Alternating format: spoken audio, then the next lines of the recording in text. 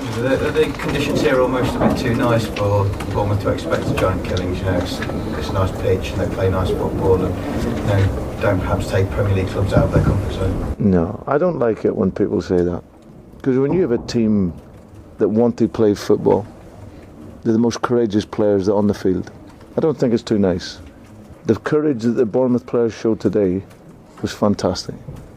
To get on the ball, the bravery of the players, the centre-halves, the control of midfield player to drop in and get on it, to create the game, to make chances, to create openings. And they've got better. I've watched them as the season has gone on, and they've got better and better. Got young players. So I don't think it's too nice. It's a wonderful club, Bournemouth. Got great history, great tradition here. And right the way through their history, they've played football. In this country, it's deemed too nice. But that's why we cry when we get to World Cups and wonder why the players aren't technically good enough. Players, coaches like Eddie Howe and such that will take the game forward in this country because they believe in a way of work and they have a philosophy. And I don't think it's too nice at all. I think they're a terrific team with one of the most courageous players in their league. I've really started to warm to that Brendan Rodgers recently. Here come the cherries and we're heading for the top of the tree. Bournemouth is a team that's going to show Division 3. Here come the leaders and the scorers at the Saturday, showing how to win the Southern way. So we sing, come on Bournemouth, come on Bournemouth. While you're out there winning, hear the shouting and the singing. We sing, come on Bournemouth, come on Bournemouth. Here come the cherries, here come the cherries, here come the cherries, number one.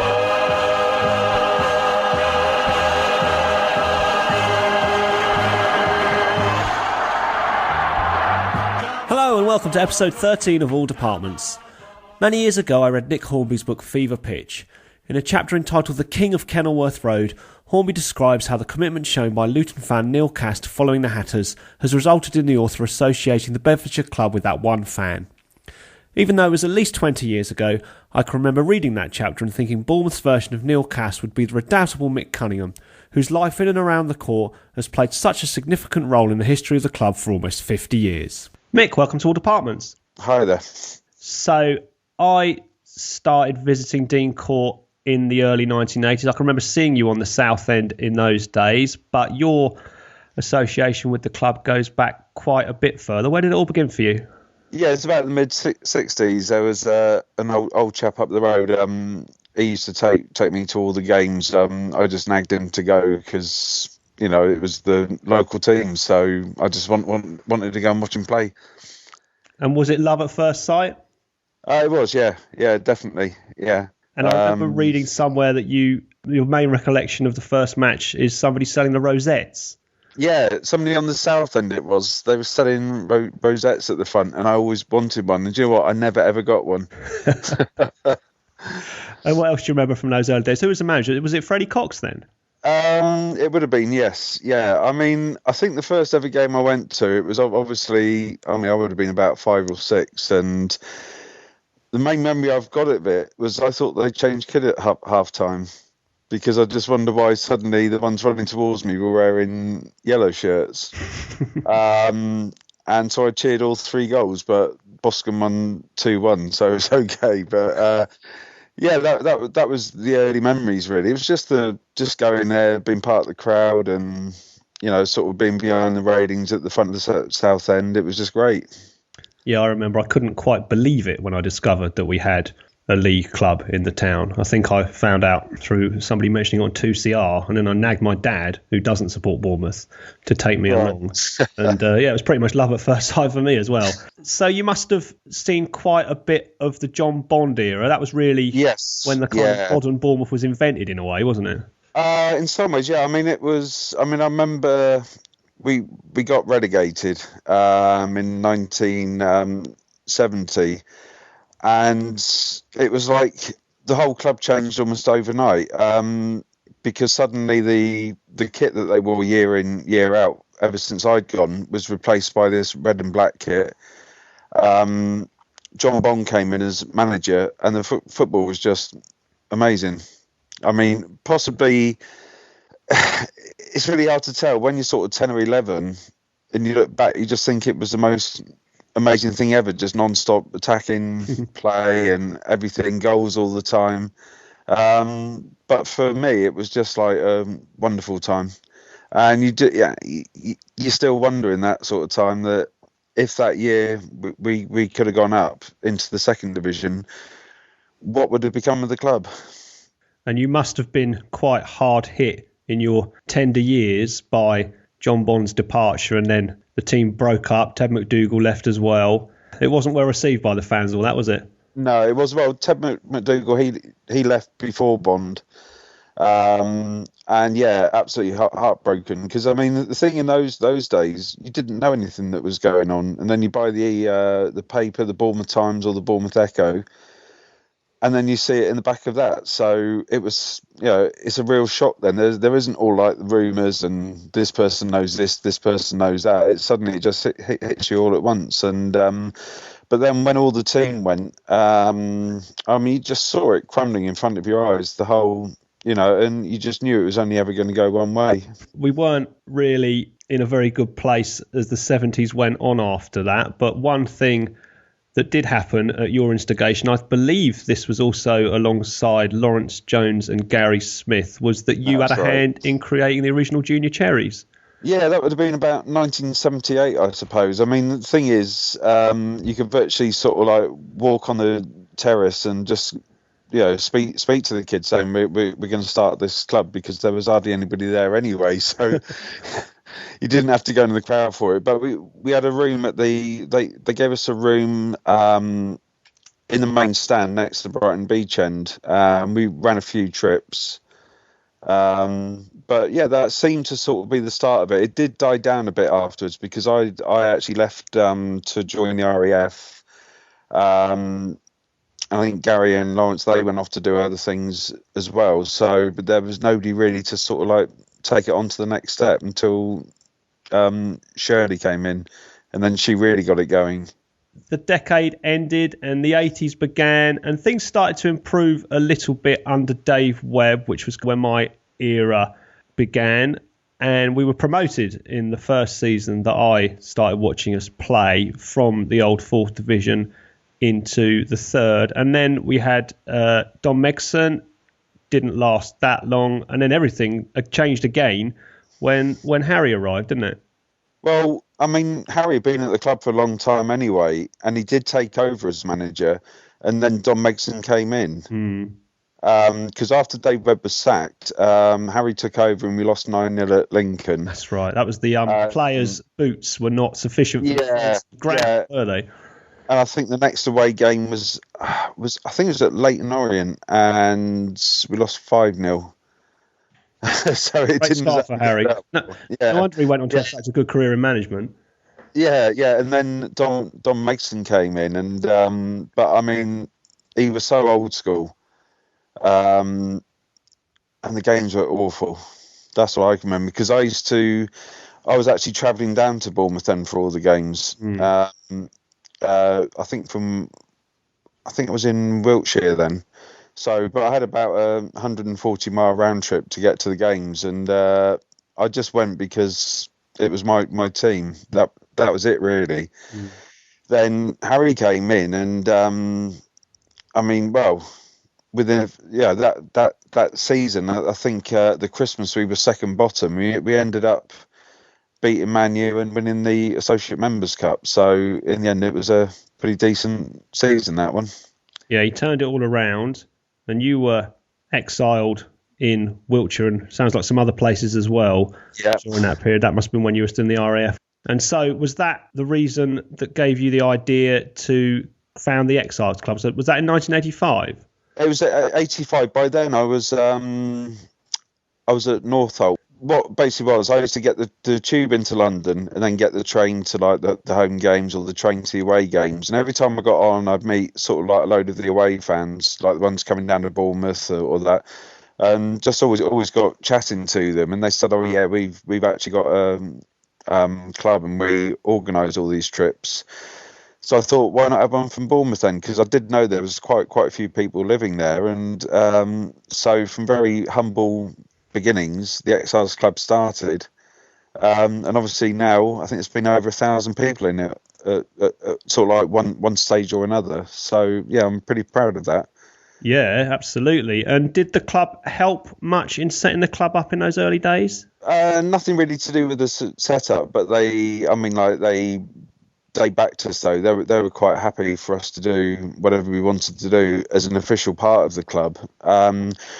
To be quite honest, I mean, I started it in '85, but in 1986 I was stationed out in Belize, so obviously then other people took it over. So I only really got that involved in the initial setup of it. After that, other people had taken it on and done absolutely amazingly with it. Yeah, I read somewhere that Brian Tyler used to make sure that the Exiles Club had a few tickets for the games. Did you begin your relationship with the kind of behind the scenes goings on the club through the Exiles? I suppose you'd started that already with the Junior Cherries, hadn't you? Yeah, I think with that, then there was the gap after that. I mean, I was only 18 when that started, and then I joined the RAF when I was 19, and it was then with the Exiles Club. When I came back, I was actually living about 240 miles away, but I was still coming to all the games. So I got to know a few people at the club, and they always made sure that I had tickets and everything for games, because I couldn't get down in the week to buy them. And yeah, so I suppose it was around about then that I sort of got involved and ended up the club started also sort of like selling the Exiles Club magazine there, which we were trying to raise sort of funds for the club. So yeah, I suppose it was around about then. And then into, well, I think it was the 1990s. It might have been the late 80s when you started to do the fanzine, not the 8502. Yeah. I've got a copy here, issue 37, which I wrote a couple of things in. This is March 1994. But if that was issue 37 in 94, it wasn't like now when people are like blogging every day. You must have been doing it at least since 1990, were you? I think it was 88 I started it. Right. And it was a real labour of love by the looks of things. I mean, just flicking through this issue, it must be getting on for 50 pages. And as I just said, there was none of the technology that we have now to do things like blogs and podcasts and so forth. It must have taken quite a while to put each issue together, did it? I mean, it's all hand typed. It literally was cut and paste. It was in the real sense of the phrase. Yeah, and then printed in a place up in Sheffield who did loads of the fanzines and that. But I mean, it was the way. I mean, basically, I used to see the program back in those days, and there was nothing in it. And I thought, well, and I'd seen other clubs' magazines and that. I thought I can do better than that. So that's how it all started, really. And just tell us about the name. I've got a feeling it might have had something to do with a train, but I might be wrong. Nothing to do with trains at all. It's the it's the difference between the first and last home crowd of the 1986-87 season. Right. So in the opening game, we had 2,000 odd, and then at the end we had a load more. Yeah. Yeah, well, we had 8,502 more. And so basically what it was saying is this is a magazine for the real fans, not the ones who just turn up when it's good. Yeah, well, unfortunately it didn't last anyway. And we were soon back to the people who go week in, week out, no matter what. Yeah, you just spoke about the programme. You weren't that impressed with it. And the fanzine had quite a sort of subversive, irreverent style.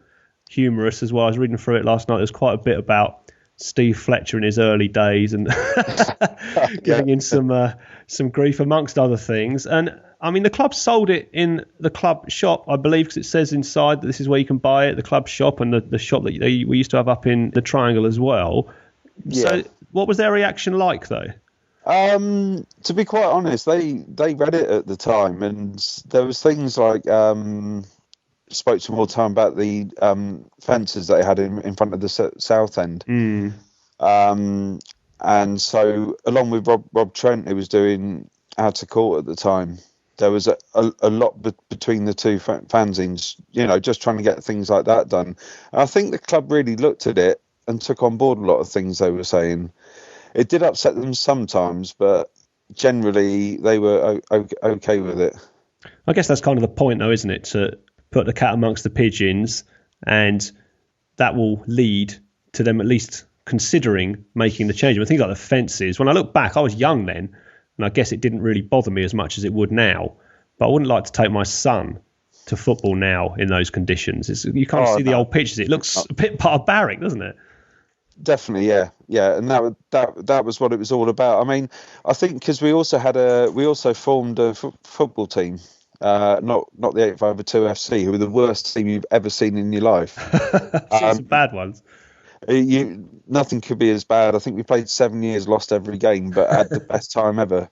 Because it didn't matter, ability didn't come into it. You had to be a Bournemouth fan. That was it.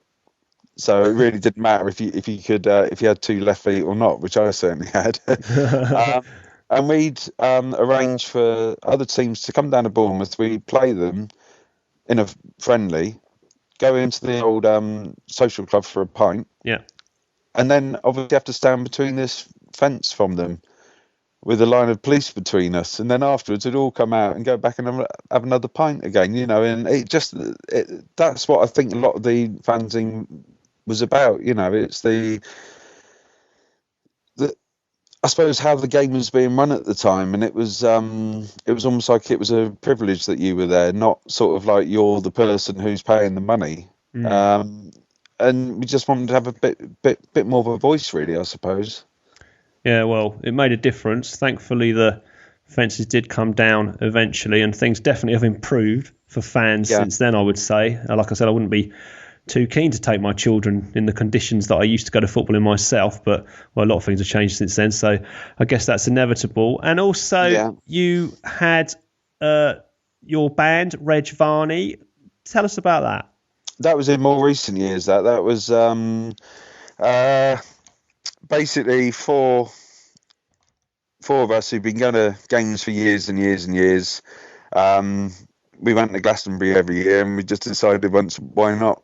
So we, I think the first gig we played, we had about 6 songs, all about Bournemouth, and just sang them. And that was it, really. And in the end, we probably played about 10 gigs, I suppose.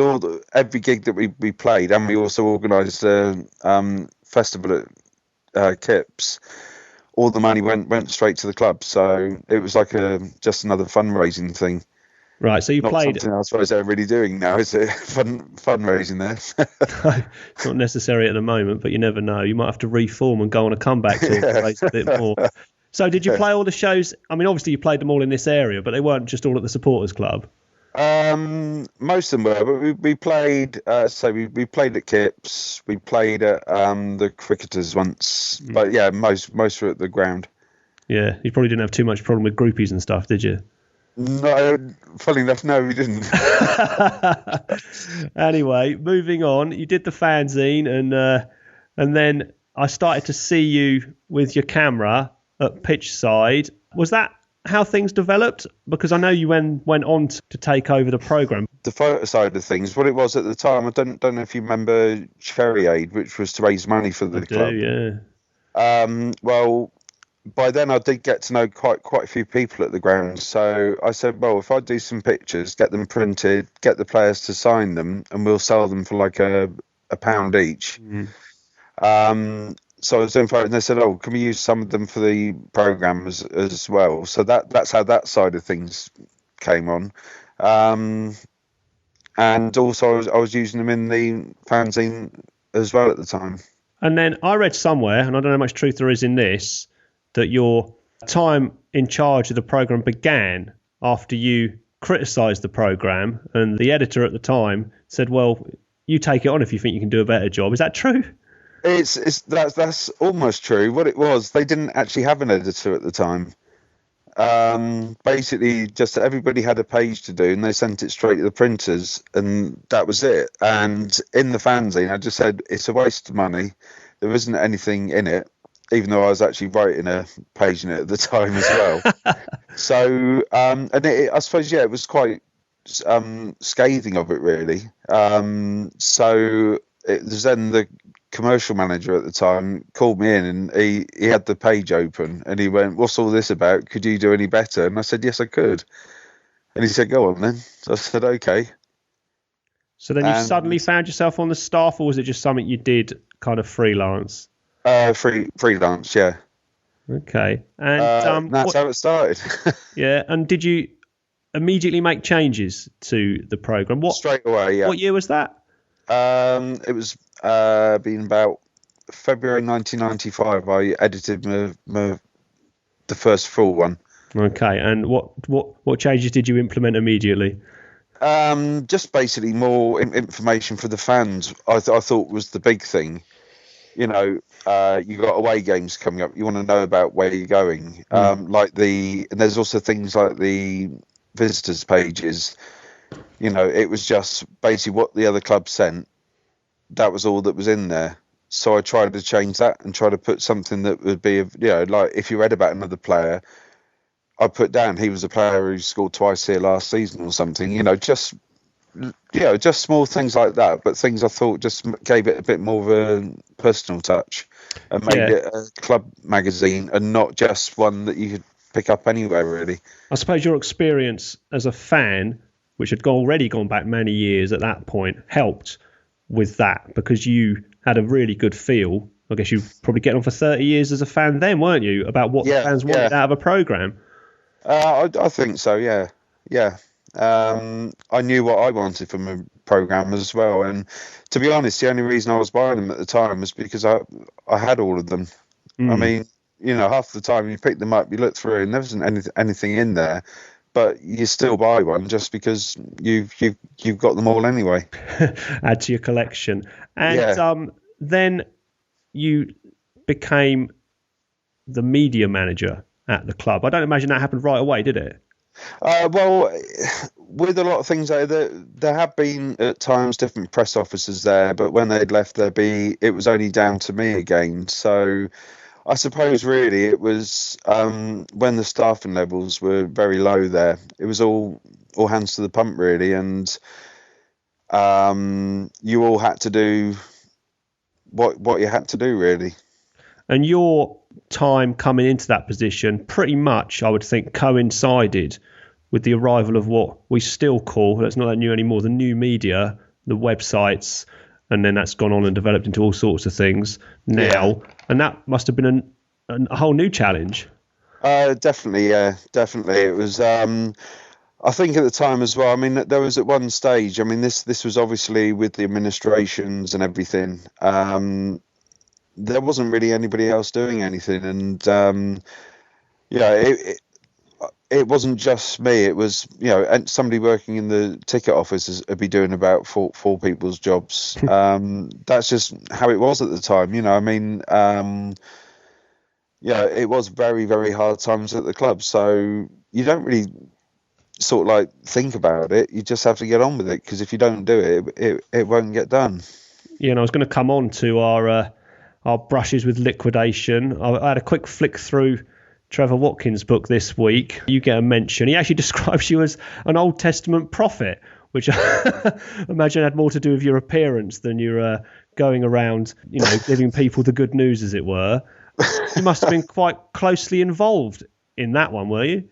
I was, yeah, straight from the start of it. And, I mean, I honestly would say that none of us thought we were going to come through that. We thought the club would be dead. And, I mean, I think for myself, I just carried on working, doing, trying to be positive, working away. I mean, it probably sounds a bit selfish, but the only good thing about when a club goes into receivership, but you are still doing the work, you actually then start getting paid, because I wasn't paid for quite a few months. And it does test you a lot then. I bet. But you just have to, again, it's this thing, you just have to keep going. I suppose with such a deep tie to the club at the time, you do have a love of the club, and you do feel, I mean, I couldn't just walk away from it then, because I would have felt I'd have let an awful lot of people down, But yeah, it was very difficult. But I mean, the amount of work that went in there from Trevor Watkins, from people like Ken Dando, and that,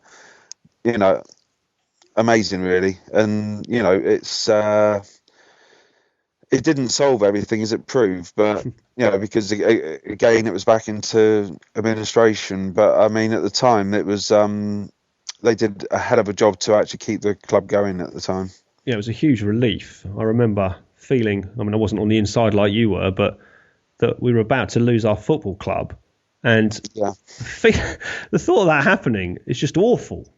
It is, yeah. But definitely, it's just money, isn't it? And we didn't have any. And football clubs don't generally tend to run on profit. They tend to run on, well, firstly, the goodwill of the fans, but more recently on having some kind of benefactor who's prepared to put the money in and be prepared to lose it. But we certainly didn't have anybody around like that then, did we? We certainly didn't. No. It was, and if you think as well that they came out of receivership still with the big debt, and that was the only way they could actually get through it.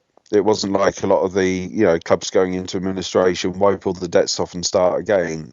I mean, that just simply didn't happen then. They actually kept all the debts, but the club kept going. That was the thing. And then the following year we had the fairy tale trip to Wembley, although we did lose, which was quite depressing at the time. Yeah. The press loved that. So you must have been dealing with a lot of the press at that point when that happened. Yes, that was well. I think again that was a case of all hands to the pump. I was helping organise the coaches. I was helping sell tickets, everything. It's how the club was then. It was very close knit. All the people who worked there, so you're just mucked in. And then things went on into the new millennium, and we had a relegation. And then a promotion during the playoffs. I imagine you were there that day. Were you inside the dressing room when we got promoted that day? No, I wasn't. I was because Sean O'Driscoll was very he was very guarded about that sort of thing. He didn't really like that, and I think he had to go at Sky, who actually went in the changing room that day. So. But yeah, that was a good period for the club. That, I mean, we had the old stadium going, Jermaine Defoe obviously, and then the new stadium opening. And then I know it was disappointing going down, but it ended up being a great season. The next one, and I mean, for me, Cardiff was a million times better than Wembley. So because Wembley was a bit of a letdown, I thought, but. Well, yeah, we lost for a start. So. Well, it just seemed to be, I don't know, it was like winning the semi-final was probably more important than winning the actual final itself, because you don't get anything, you get a wooden trophy with some sort of like metal badges on it, and that's it. Mm. There's no... I don't know. There's not a great deal of prestige in winning it, but I do think that getting to Wembley is the big part of it, and having a day out there. But to me, I think it was too much of a day out and not enough of a game. That's a good point. I mean, I've always felt the fact that we lost the game definitely rained on our parade a bit. The longer term benefit of a promotion is always going to outweigh winning something like, what was it called then? The auto windscreens, I think it was called then, wasn't it? Auto windscreen shield, yeah. Yeah, but I mean, it's not exactly the FA Cup, is it? But it was still nice to see the team at Wembley. So we had a couple of big trips then in the space of 5 years, and one pretty glorious day out in Cardiff. But unfortunately, things started to go downhill off the pitch again towards the middle of that decade, and we were back in administration in 2008. Yeah. Well, so I suppose I think a lot of the problems is when they came out of administrative receivership, they still had the debts. The problem was they had to build a new stadium because Dean Court was falling apart, and the amount of money to actually sort of get it back up to standard.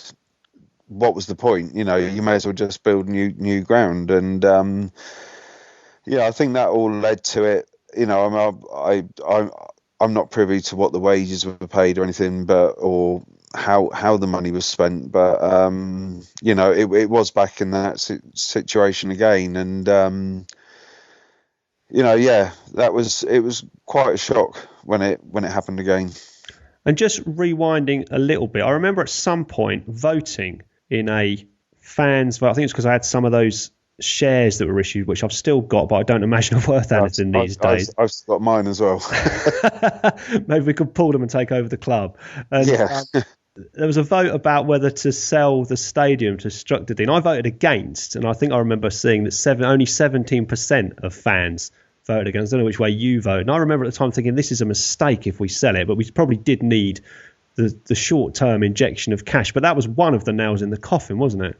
Yeah, well, I mean, at the time, because I was working for the club, I didn't actually vote. Right. I decided I better not. I would have voted against it.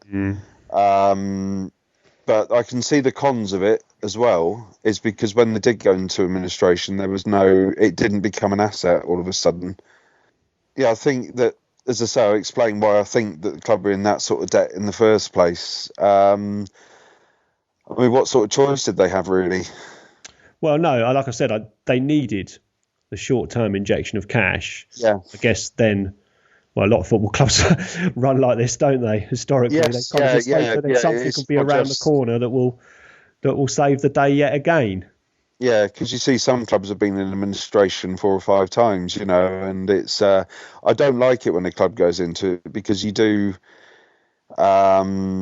It's a lot of big businesses, they can. It happens to them quite a bit, I suppose, and they just wipe off the debt. But smaller firms who put money in, I'm not just talking about Bournemouth now. I'm talking about all the clubs who've been in administration. They can lose thousands, and it makes a big difference to them. Yeah. And it's I have my own ideas how a club should be run anyway. So, but that's beside the point.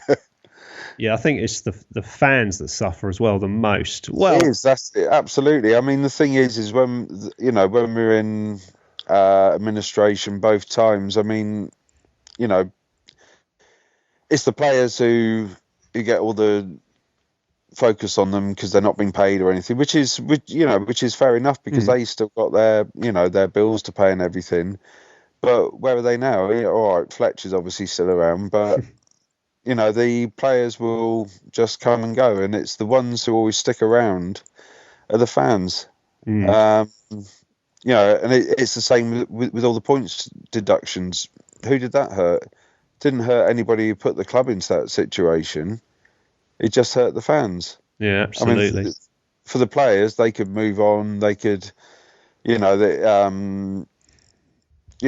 wasn't the end of the world for them. But for the fans, they got to watch their team, sort of lose all these points and almost have no choice but to go down, particularly clubs like Luton that season. And but so it's all the fans who suffer, and why are they punishing them?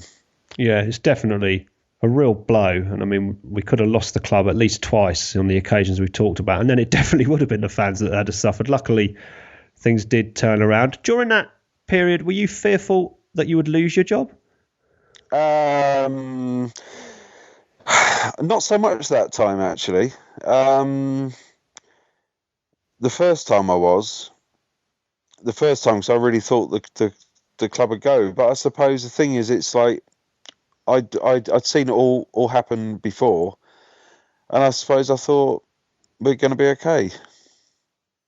You had the experience of once before rising from the flames, so you were a bit more confident second time around. And then we had quite a remarkable turnaround, which I think most people would point to the appointment of Eddie Howe as the beginning of that, although I know it certainly wasn't the end of it. And Eddie took over, I think it was New Year's Eve 2008, and then we had a brilliant run of results for the rest of that season, which culminated in the win at home against Grimsby, and it was just fantastic that day. And you, well, I don't think I've ever known a season of such contrast. I mean, I remember driving back from Blythe. Oh dear, yeah. And I went there and back in the day, and just driving back through the night. I don't know what time I got home, but it was like the most depressing day ever. Possibly more depressing than the Blythe home game, when we played one up front against a side who'd lost every away game that year. Jimmy Quinn was a really nice bloke. I got on with him really well, but his ideas were just, well, it was, if he'd stayed there, we were going down. Yeah, there wasn't any other way about it.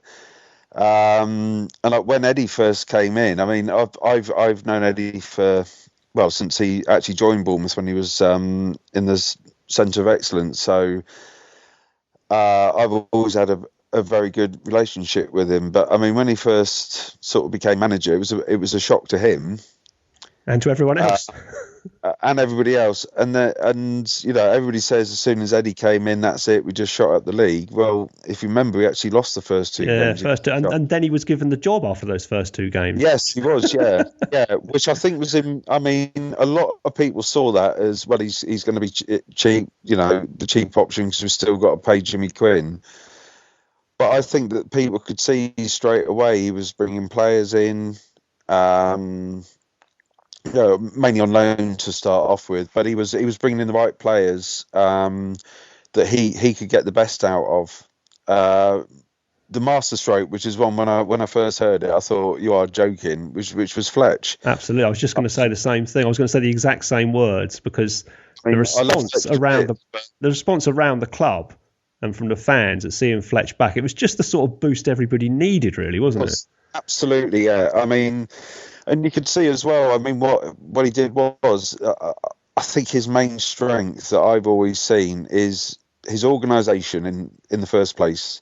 I always remember it was his second year as a pro, and this is at the old Dean Court. All of the other players had gone, and I went to, for some reason, I was going past the changing room, and he was in there doing all these plans and everything of how many points we needed every month. And I mean, this was a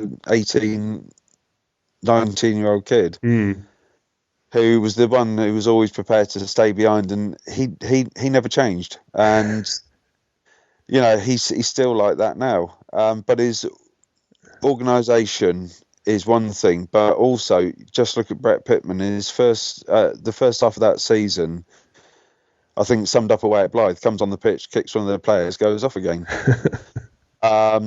He could hardly score a goal. Did nothing and ended up, sort of how many goals did he score that season?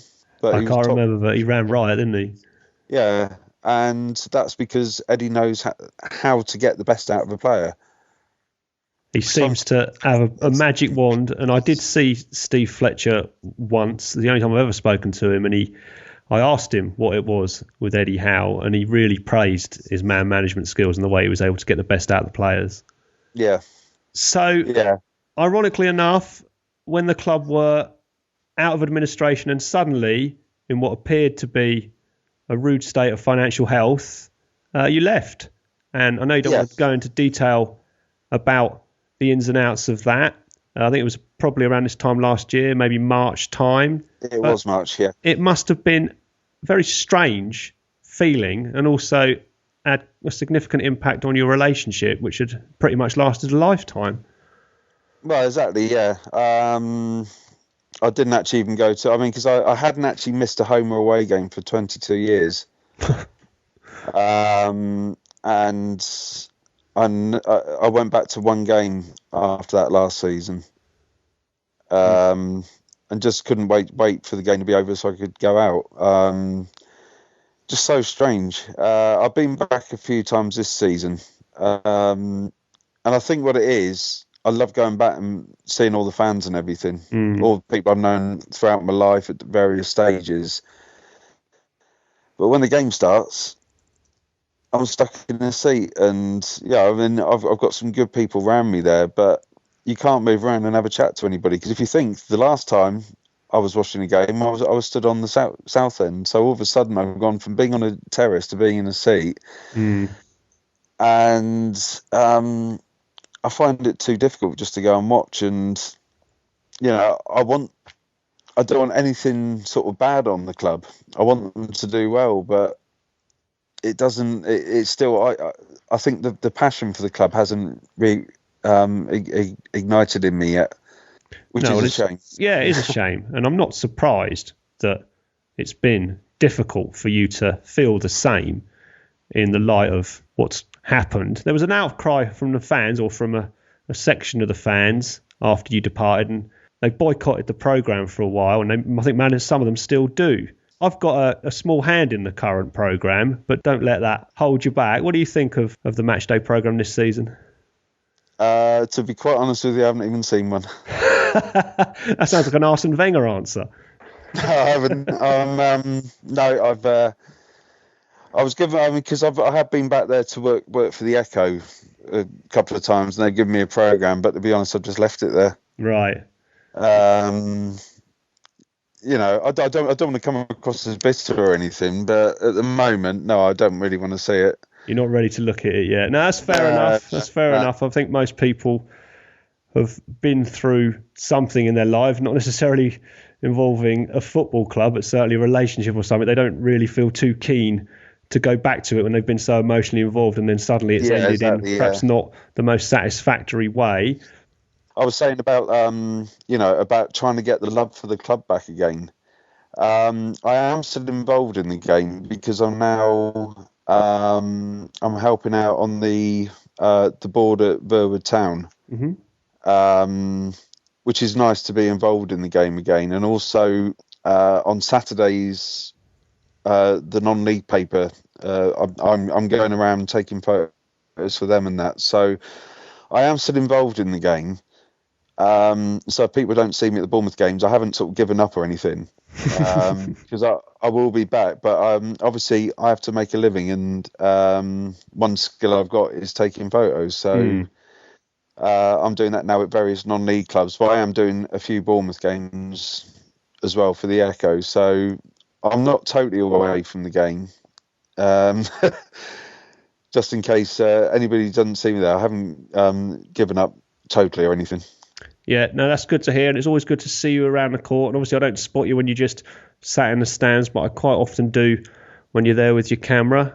We'll finish up in a minute, but just to end on a positive, there's probably been quite a few high points as well as some lows over what must be getting on for 50 years now of supporting the Cherries. Does anything in particular stick out as the absolute highlight? It's only about 48 actually. Oh, so. Only 48. Oh, right. There's so many that stand out. I mean, I can go in the 70s, the Villa game, the Brighton games when Dean Court was absolutely packed, and seeing Ted score 9 goals was just amazing. I could just pick out games all the way through, but I mean, it's the ones that I think have really meant a great deal was Dagenham away the other year. Oh, I was at that one. That was absolutely fantastic. I mean, it wasn't a great game. The only thing I can remember, well, the two things I remember about that are the goalkeeper, their keeper, was getting the usual, jip from away fans. Back, didn't he? And he gave a bit back, and he was quite good humours, but some of his kick started to go awry. And then, of course, the other thing I remember is the last ditch winner from Mark Molesley. And it took me, I think I said this before on the podcast, quite a while to get to sleep that night. I'd forgotten football could make you feel like that. Yeah. I think, if you talk about late goals, I think Swansea away in the year that we eventually went down, when they were at the top, we were at the bottom, and 1-0 down when the board went up for time added on, and we ended up winning 2-1. Was just amazing. And that was the day where I had a camera and I was screaming, absolutely screaming, because I just wanted to jump around, but I couldn't. I was obviously had to take the pictures. But yeah, that was a great day. I mean, obviously promotions are always special. I think for me the most special promotion was 87, simply because we were up into Division 2, and we were favourites for relegation that year, and I think they'd spent £4,000 on the team. Lots of teams have spent an awful lot of money on their but we spent nothing, and Harry just got together just a great team. I mean, the thing is, this will be over, and then I think, what about the game at Bradford in 1980 or something like that? Is it because I think it's a bit like music. You have your favourite music one day, the next day it can change slightly. Yeah, well, think 48 years is an awfully long time. If you think of some more, you're always welcome to come back on and tell us all about them. But thanks so much for coming on the show, Mick. There's been a lot of ground to cover, and we probably haven't touched on most of it, like you've just mentioned. Yeah, thank you so much, and hopefully we'll speak to you again soon. That's okay.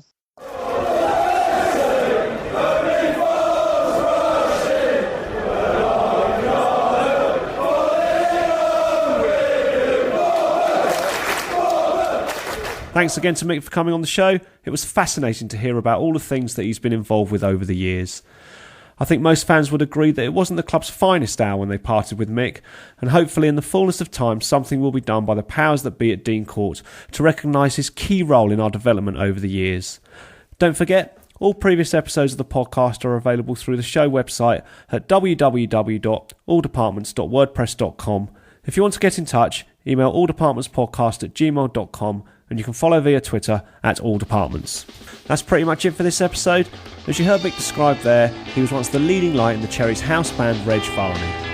We're going to play out with Leg Ends, the band's celebration of Bournemouth heroes from the past. So up the Cherries in all departments, and goodbye! Walking down the street with daring showers, I was so happy I bought him flowers. Having a drink with me around bottom, I was gonna buy, but I think he got him. Legends, not leggings, have nowhere's braces. Legends, not leggings, all food to Boston places.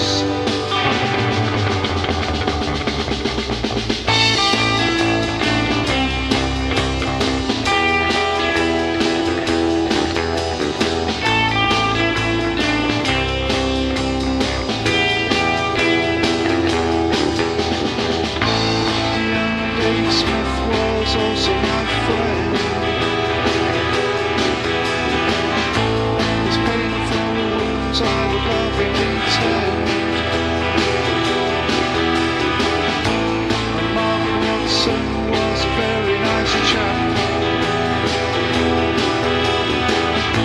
I even got his name embroidered on my hat. Legends, not leggings, have nowhere's braces.